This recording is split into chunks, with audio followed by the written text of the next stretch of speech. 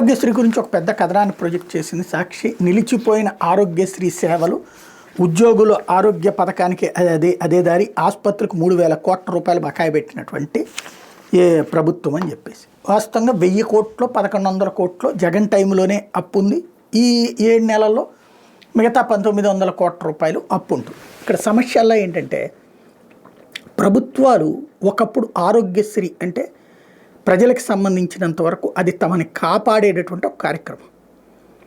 అదేదో సామెత ఉంది కదా, రోజు చూస్తూ కూర్చుంటే కనుక ఇంట్లో మొగుడైనా సరే రాజుగారి భార్య రాణిగారికి విరక్తి పుడతాడు అని చెప్పేసి.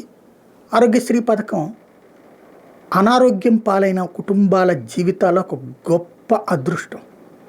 అదే లేకపోతే ఎన్ని లక్షల మంది చచ్చిపోయేవాళ్ళో తెలిసేది కాదు.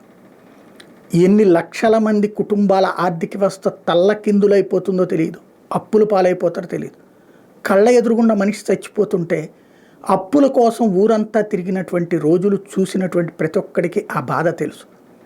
కాకపోతే ఆరోగ్యశ్రీ వచ్చిన తర్వాత అసలు ఆలోచించాల్సిన పని లేకుండా వెళ్ళి ఆసుపత్రిలో జాయిన్ అయిపోతున్నారు, చక్కగా ట్రీట్మెంట్ తీసుకుంటున్నారు.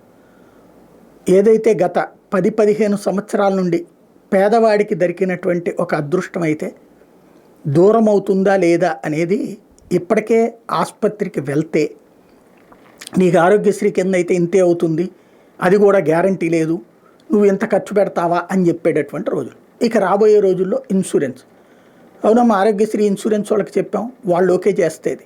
ఇదివరకు 48 గంటలు పడుతుంది, ఇప్పుడు 6 గంటల్లోనే చేస్తామని ప్రభుత్వం చెప్తుంది. Let us wait and see.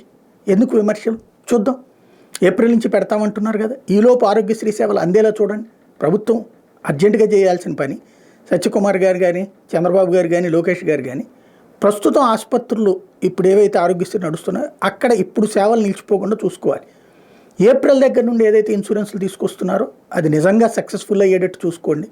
పేరు శాశ్వతంగా ఉండిపోతుంది. అలా కాకపోతే వేలాది మంది ప్రాణాలు తీసినటువంటి పాపం, వేలాది మంది ఆస్తులు నాశనం చేసినటువంటి పాపం వెంటాడుతుంది.